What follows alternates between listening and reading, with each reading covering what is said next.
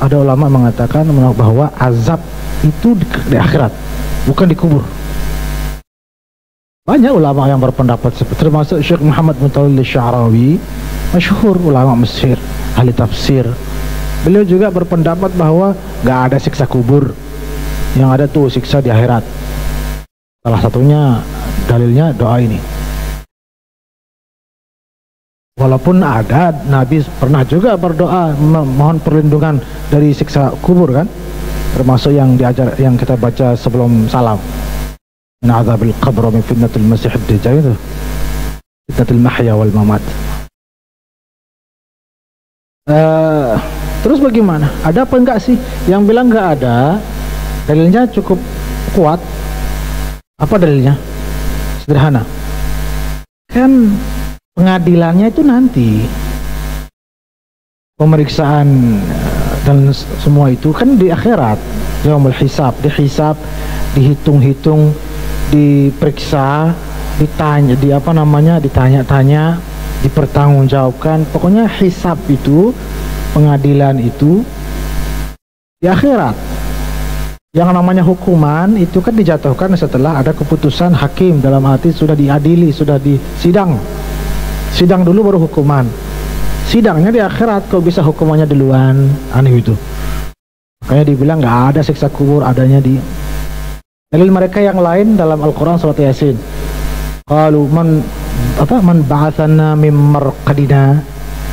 Kelak ketika orang bangkit dari alam kubur, mereka berkata, siapa yang membangunkan kami dari tidur kami? Berarti tidur di kubur, nggak ada siksa-siksa, tidur nyenyak gitu kok. Ayat itu dalilnya katanya. Terus yang mengatakan ada siksa kubur, apa dalilnya? Ini supaya kita semakin cinta sama ulama-ulama kita, betapa cerdasnya dan betapa saling menghormatinya beliau-beliau. Tidak saling sumpah kayak kita, kalau beda sedikit sudah tidak mau saling sapa 2 tahun. Apalagi berbeda pilihan politik. Ini naik gaji, yang suami istri bisa cerai. Auzubillah min zalik.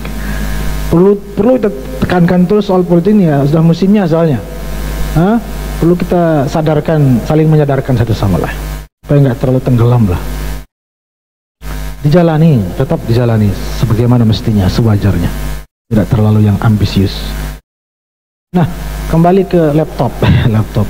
Apa alasannya yang bilang ada siksa kubur? Banyak dalil juga yang menyebutkan azabul qabr. Terus berarti ada kontradiksi dong antara ayat dan ayat, hadis dan hadis. Tidak. Terus bagaimana dengan hisab yang di akhirat? Masa ada azab sebelum dihisab? Dijelaskanlah oleh beliau-beliau. Apa penjelasannya? Kurang lebih sebagai berikut. Anggap saja mati itu dikubur tidur. Oke. Anggap saja tidur. Bukankah kita ketika tidur sering, atau kadang-kadang lah, jangan sering, mimpi buruk? Dan bukankah ketika mimpi buruk itu betul-betul seram terasa? Bahkan kita bangun tuh kadang-kadang jantung kita tuh, ya kan? Mimpi buruk itu kan menyiksa secara psikologis. Nah, dalam tidur saja sebagai gambaran lebih kurang daripada kematian, itu ada siksanya kok di dalam tidur, ya kan? Mimpi buruk, mimpi yang horor, mimpi yang apa, mimpi yang betul-betul menyeramkan. Kan kadang-kadang kita mimpi hal-hal yang menyiksa sekali kita.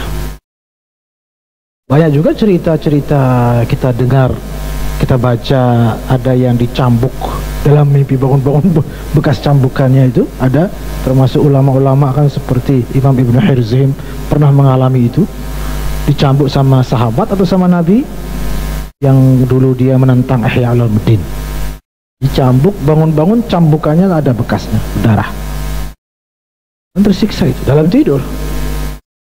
Maka itulah siksa kubur. Dan dalam keadaan tidur silahkan, mau dikatakan dalam keadaan tidur tetap ada siksaannya, yang diumpamakan dengan mimpi buruk.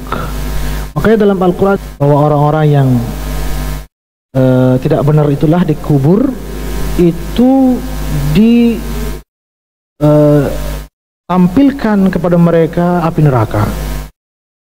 Ibarat kita masuk satu ruangan, ada ular, ada segala macam. Ular segala macam itu belum menerkam kita, singa segala macam atau senjata tajam belum mengenai kita, tapi kita sudah takut duluan. Kalau contoh yang kenikmatan, kita masuk restoran, wih, berbagai macam, melihatnya saja sudah nikmat, sudah eloran kita kan, apalagi memakannya. Nah, di alam kubur, iya, tidak disiksa sebagaimana siksaan yang resmi kelak di akhirat, tapi paling tidak sudah ditunjukkan ini loh nasib Anda, dan itu sudah sangat menyiksa bagi ahli kubur, dan itulah siksaan kubur. Jadi bisa dipertemukan maksudnya dua pendapat itu. Dan orang setelah meninggal dunia paling tidak sudah tahu nasibnya, sudah kelihatan amal perbuatannya, sudah kelihatan kemana dia akan masuk. Maka yang kira-kira dia akan sudah melihat banyak dosanya, di situ dia sadar dan dia merasa akan ini kayaknya ke neraka sudah ini. Itu pasti menyiksa sekali bagi dia. Nah, itulah siksaan kubur. Kan begitu. Ya, kalau soal ular datang dan itu memang riwayat-riwayatnya lemah. Tapi paling tidak seperti tadi itu juga siksaan. Ya, apapun itu, mudah-mudahan Allah melindungi kita semua dari semua siksaan-siksaan itu, apapun namanya. Amin ya rabbal alamin.